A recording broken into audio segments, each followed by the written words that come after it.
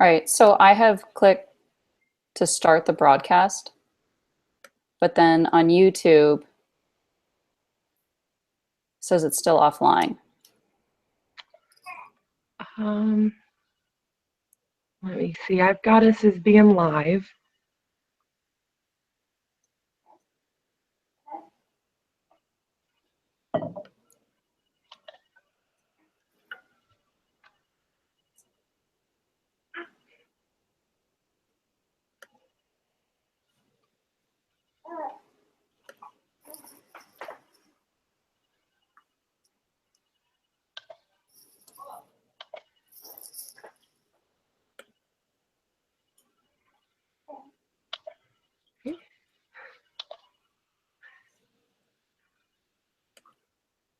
Is it good, Deana?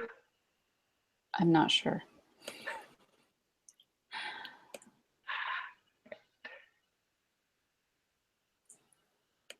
Check. There's always technical difficulties. I think so. All right. Yep, we're live.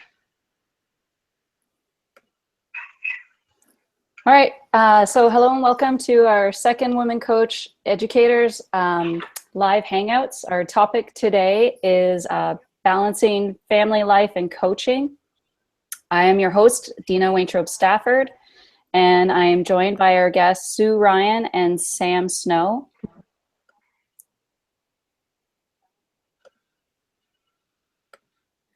So Sue, welcome and thank you. You spent 31 years leading the women's soccer program at Stony Brook University, and you helped you were the main reason why there was a transition from a Division III program to a perennial Division I contender in the America East Conference. You've also assisted with the U17, U20 women's national team, and you continue to play a huge role with the Region 1 Olympic Development Program. As well as serving as the chair of the NSCAA Advocacy Council, and currently serves as an assistant professor at Stony Brook University and is a true pioneer for women coaches. And Sam has spent 10 years coaching college soccer, 7 as a head coach, and since joining the NSCAA in 2007, she's been a trailblazer for women coaches, named as a recipient of the Walter Shizowicz, apologies on the pronunciation, Memorial Scholarship in 2007, was accepted to the second NSCAA 30 under 30 program, and has been a key member in the strategic team for the NSCAA women's coaching community. Currently, she serves as the executive director for Georgia Soccer Partners. And in the background is my daughter, Bailey. She's almost 3 months old, so welcome to her. My two guests bring a wealth of knowledge, experience, and advice about this topic, and we look forward to diving right into this topic that impacts all of us. We think it's important to also mention that, when you think about family responsibilities, not just as a parent, but also possibly as a caregiver for an elderly family member, which is a huge contributing factor to the whole realm of work and life and how everything fits into one. So if you're listening, please feel free to chime in, have questions, comments. We'll do our best to include everything and anything. And with that being said, let's dive right in. So Sam, tell me about your first experience balancing family and life coaching. First experience was definitely when I got married. So it wasn't just me making the decisions anymore. And I do remember there was one night where I had spoke with another coach and they had talked to me about this opportunity. I was like, yes, of course, I'd love to do it. And I went home and I told my husband, he was like, well, do you want to talk about it first? Like, yeah, I guess we probably should. So that was the very first one. And it was literally 2 weeks after we had gotten married. So just learning, that there is another person now in my life and we're making decisions together. And then the next biggest one, definitely when I had my daughter. So that changes a lot of things. Yeah, sure. So Sue, anything to add with that? I think the one thing that happens when you become a parent is your priorities change from what you want to do on your own time to now there's another person that has to be your priority. So the word needs you takes on a whole new meaning. The sports information director needs you, a player needs you, another coach needs you. It changed. That would be something that I would stop whatever I was doing and go directly to that. But when the school nurse calls and says, you must be at the school to pick up your daughter, she can no longer stay here today, that becomes your priority. And so the concept that before I could really control my own schedule and decide where my priorities lie. As soon as you have children, that takes on a whole new meaning of the person that really needs you above everyone else when there comes some kind of special situation or emergency situation is your child. For sure. So, we've mentioned a lot of positives, and I wouldn't so much say that, having these worlds intertwine are negatives. It's just happenstance. They are a regular occurrence. But, can you think about a situation where you felt like under pressure having to choose between the two or one or the other? Sue, we'll go to you. Yes, the common one for me would be when one of my children was ill, not feeling well, and I would be scheduled to go on the road recruiting. And that was really challenging to think I should be here while my child is not well because she's asking for me. And now if I'm going on the road and I'm not here, that really creates a problem for her. But at the same token, if I'm not at that event, where I've been working for months possibly to recruit student athletes, and now I have to do a final evaluation. If I'm not there, months of work could be gone in one weekend. So those kind of decisions are really challenging. Sure. How about you, Sam?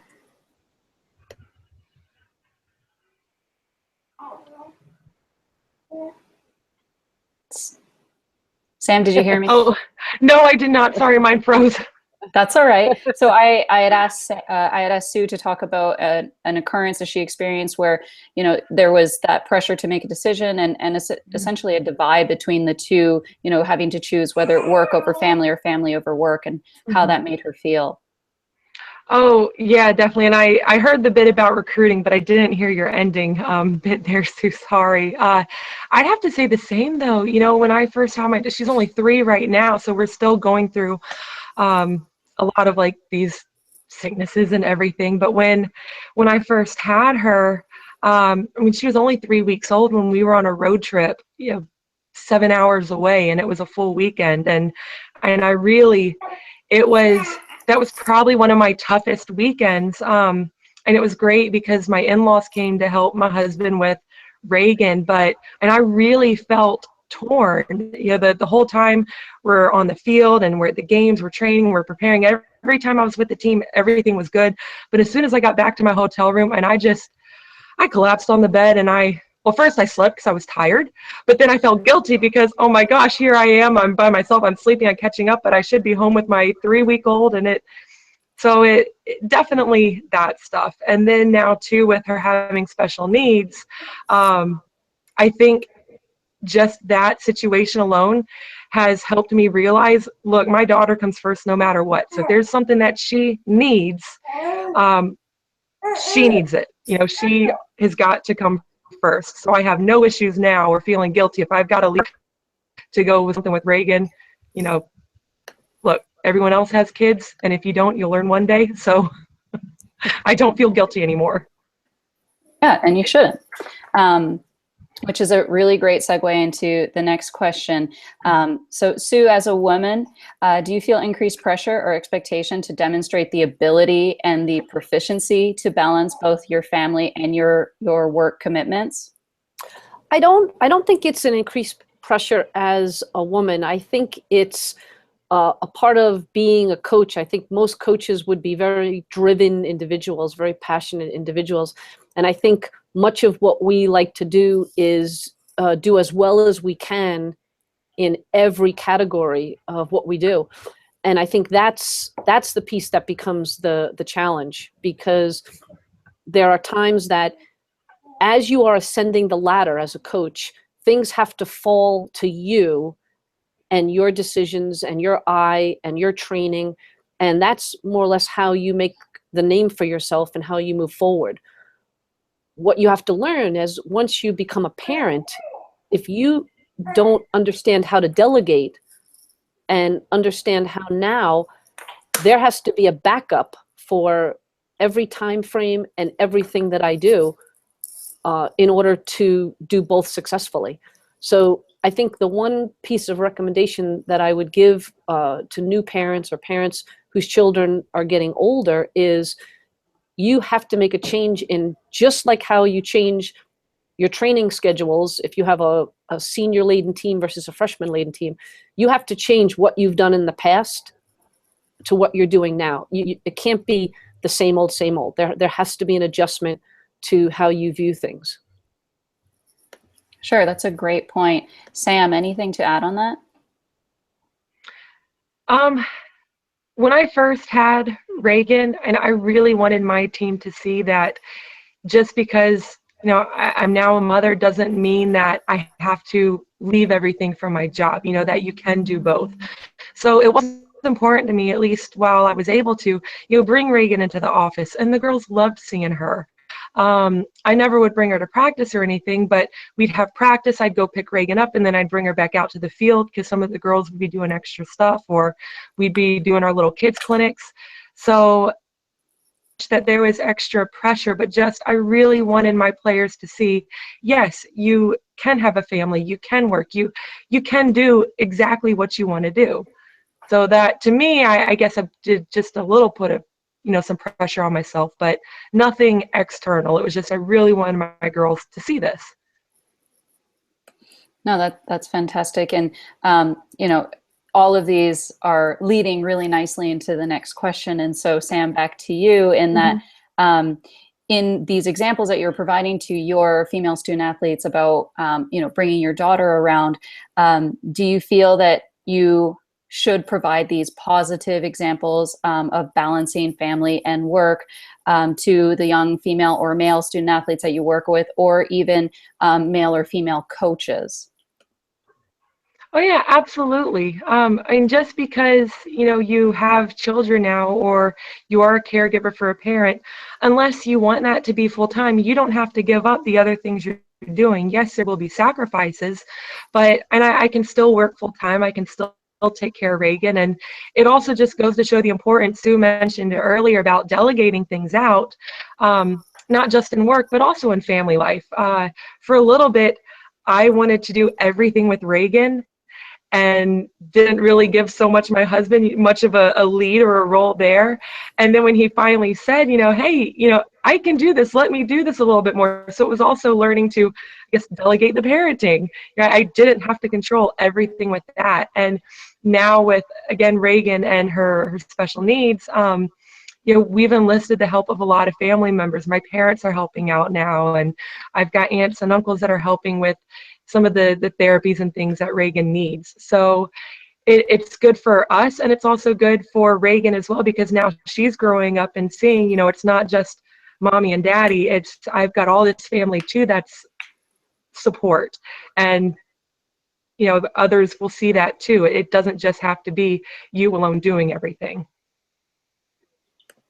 Yeah, thanks for sharing that. You know, family is a huge component. You know, they say it takes a village to raise, you know, to raise a child, and it is true. Oh yeah. So Sue, to you, can you talk to some positive examples that you can think of demonstrating to both student athletes, whether or youth club players, or even, you know, some of your assistant coaches that you've had? I think the most important thing in this category is two things. Number one, in order to connect with your players, I think it's really important that they see you as a person, a human being, and not just simply a coach. Being a parent allows you quite easily to let that side of you show through when your kids are around and they see your compassion and they see your care. When my kids would be attending games or practices or other things, absolutely there were times that I would go into parent mode and the players could see a different side of me.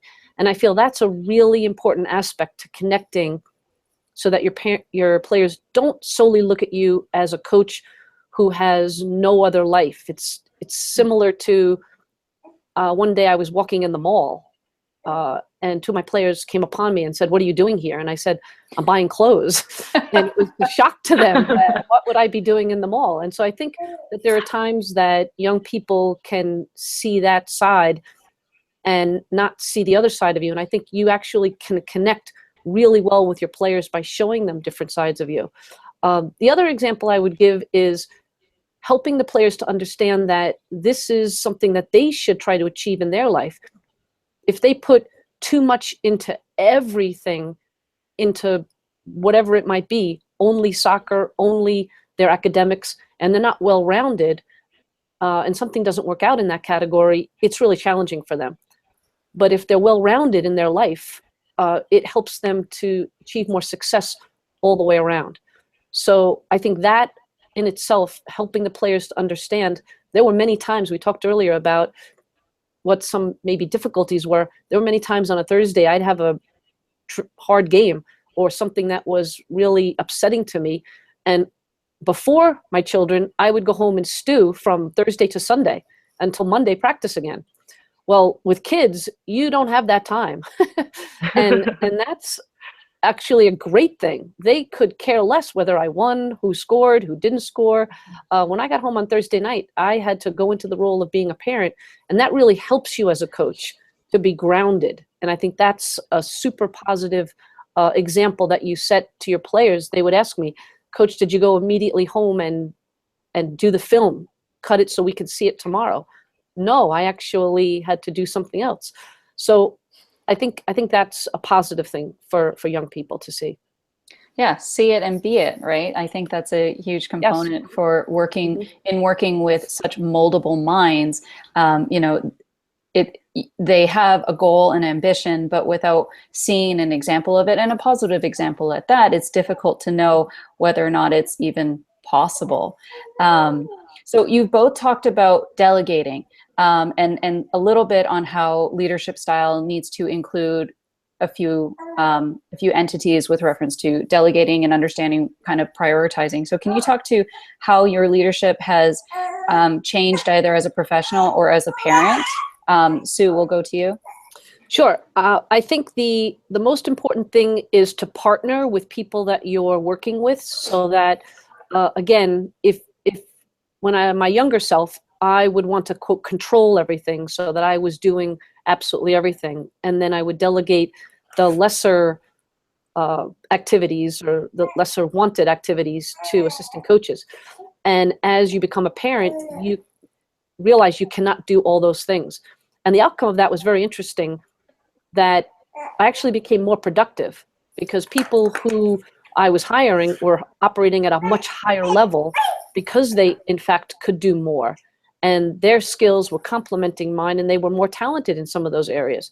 And so as a whole, we were operating at a much higher level, and therefore everyone was, I think, much happier and got a lot more sleep. Yeah, sleep is a hugely necessary component to success in any and all aspects, but particularly as a parent.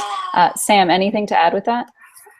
It's definitely, and I said before, I like to control just about everything, basically. And then having Reagan, I definitely had to learn to delegate a lot better than I already was. And I was in a unique situation at the college that I was at. I had a very part-time volunteer assistant.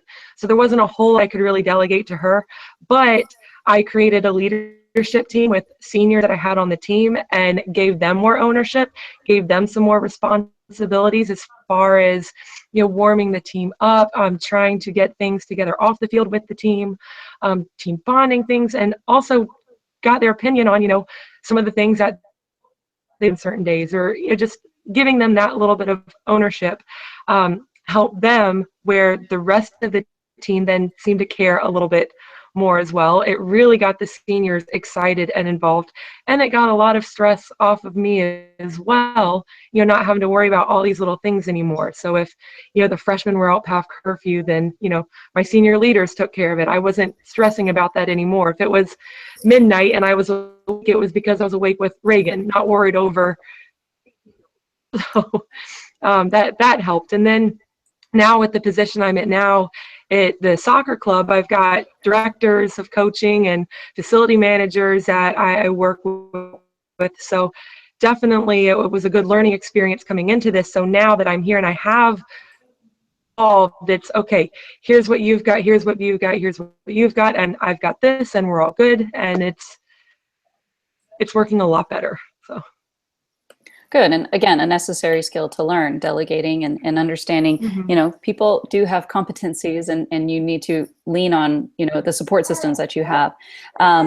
So sorry.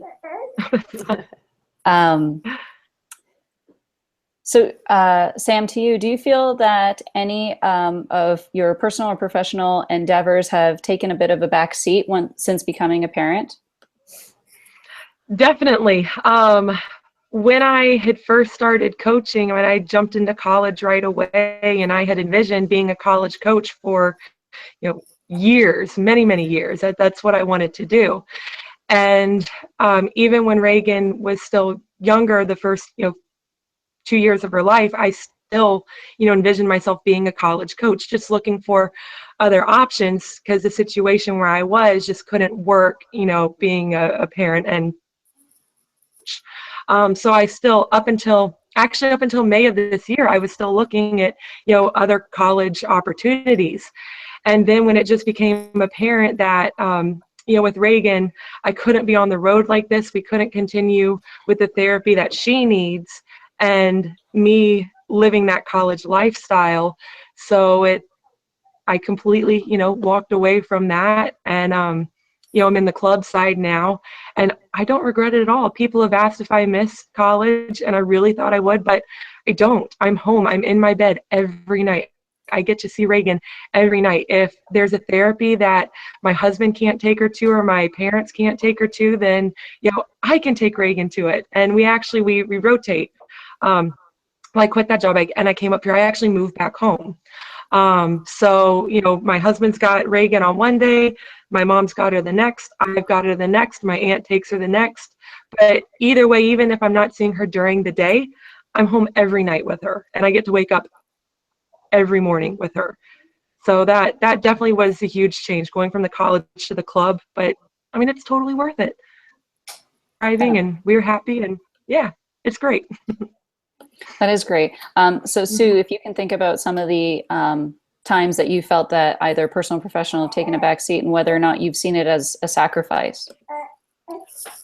Well, here's my take on that. I think having children, you are pushed into doing certain things, maybe thinking it's in their best interest, or maybe thinking it's something that you should do. And ironically, in almost every instance, I have found that it's something that I maybe wouldn't have done normally, but I'm so happy that I've done it, or I've enjoyed it, or it has actually helped me in what I'm doing. So for example, I did a fair amount of things, and I started to say, wow, I've got to maybe narrow down and do some of the things I'm doing well, rather than doing a bunch of things.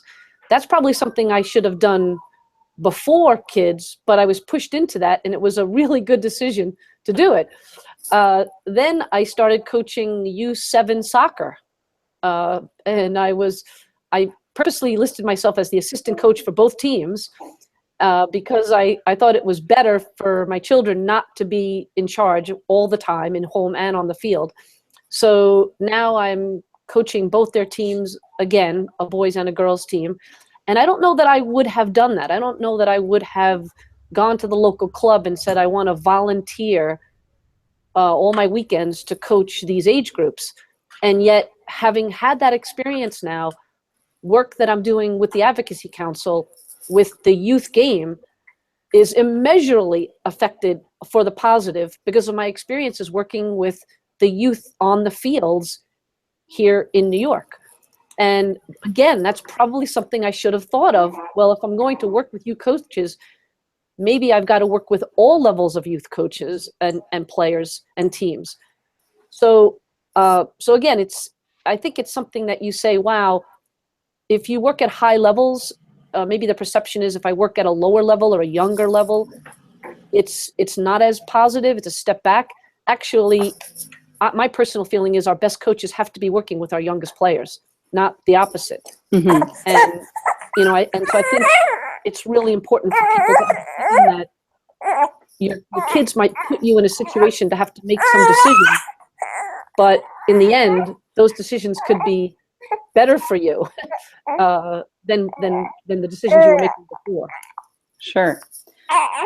No, and that whole grassroots conversation is pretty pertinent and definitely one that will be revisited with a Women Coach Educator Live Hangouts coming up here. But so what type of advice would you give your younger self if you could go back? You know, we've talked about many things. I think something that you know, we've said without saying is learning to say no. I talk to the students that I work with at the University of Cincinnati, and you know, once they start demonstrating proficiencies, they start to be pulled in many directions, which, you know, as an individual, once you demonstrate that you are trustworthy and that you can handle a workload, that you start to take on more. And as a parent, that kind of goes without saying.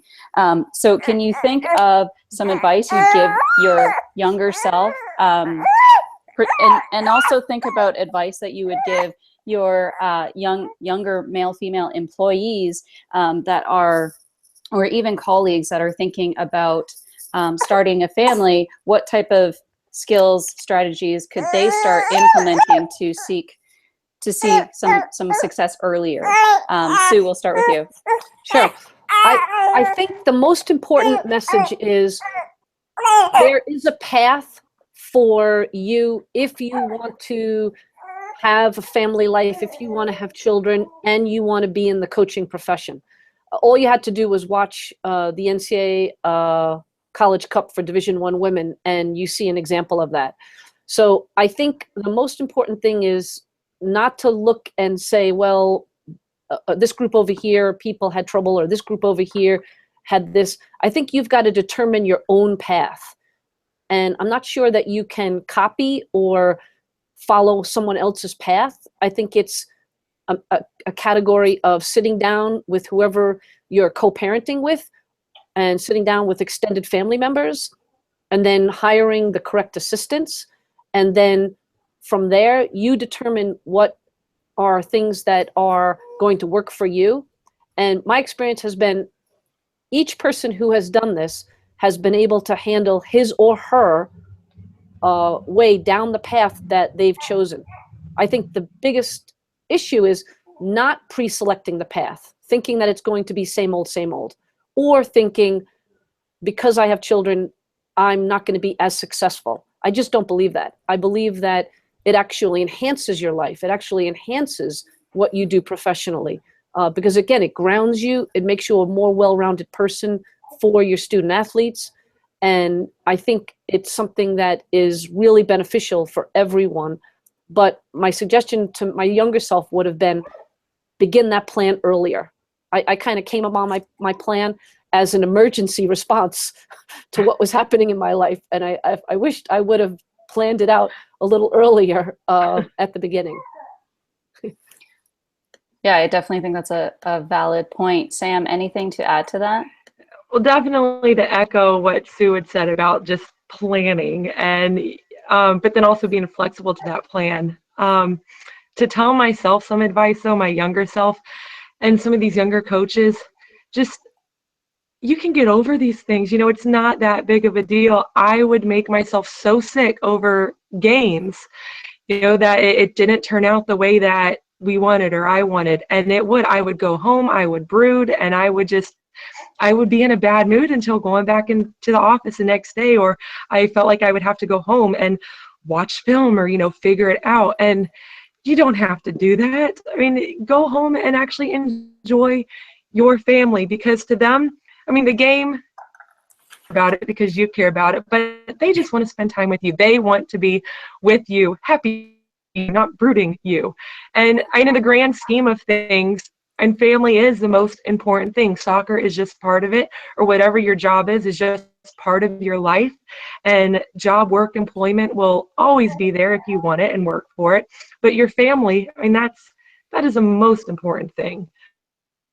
Just to my younger self, get over it, go home and enjoy your family. I will add one word of caution that was an experience that I had. My daughter had no issue with soccer and went to play soccer. In the initial stages of my son playing soccer, there was some resistance because in part of his world that I didn't recognize at first was soccer was the thing that was taking me away from him. So he wasn't so happy about soccer at the beginning because his experiences with soccer were mommy's going away to play in a game or to watch a game or do something dealing with soccer. So that would be a word of advice to people, is feel that out with your children, because once they realize that soccer is the thing in their world that's making you go away from them or not be with them, there could be some residual effect to that. Yeah, definitely a valid point. And this was certainly not by design. My daughter chose to be awake during this, and you probably heard her in the background. But, it speaks to trying to make it all work, and it can happen. Your degree of completion may vary on a scale, but it's certainly doable. So with that being said, are there some things that possibly I haven't asked that you guys want to touch on, to bring some attention to? Just wanted to kind of open it up to both of you at this point. Well, I think you did touch on it a little bit when you touched on kind of the sandwich generation. There are people whose children are 8 and their parents are 80. And so it's similar issues of need and similar issues of concern and timeframes. I do think that that's really valid. But the other thing that I would say is, you touched on this also, is the fathers and the men that are in these categories. I think that women definitely have special issues. Being out while having the child, and then the time frame after that causes you to be out of the office. So I think that's one aspect. But I also think that, quite honestly, that a lot of the men might have similar issues. Maybe they don't express them as much, or maybe we don't hear it as much. But I would tend to think that being a parent, regardless of you're the mother or the father, a lot of the points that we've made today are valid for both. Yeah, certainly completely valid. And I think it's a conversation starter too. I think it's important that, as I mentioned in the beginning, we think about parenting, but not just one or the other, because both sides are contributing members, strongly contributing members. So, but that's definitely a valid point. Sam, did you want to add anything? Just to touch back on the planning, how Sue had brought up, when you are looking for a new job or changing your career and whatever it is, think about it. Is this a situation? Is this somebody that I could work with if I, or, parents needed something? Could I be able to balance this out, and just think about it, try it on, think of all the scenarios that could happen. Because changing your jobs and moving with a family it's not the easiest thing to do. You certainly can do it, but definitely, plan it out and think long term before making your decision on a certain job or career, or, just how would it change? How would it affect, things, my job, if, family life or family needs come along. Yeah, for sure. And something that I learned, 2 years ago. So this concept of work-life balance, and it's really challenging for a parent to feel like this is a scale that can be balanced, right? Work gets this much, and then family gets this much, and they equal each other out.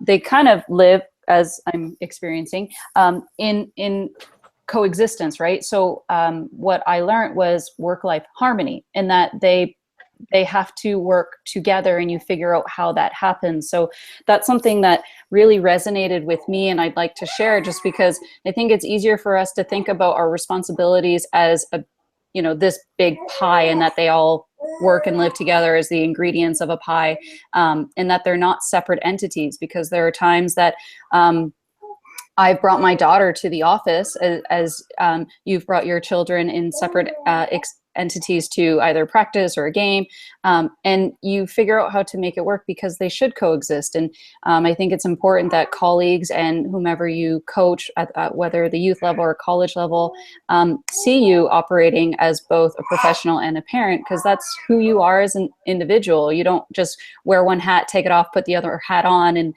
those worlds remain separate. So I think these have all been such great information, such a great topic to bring more attention to.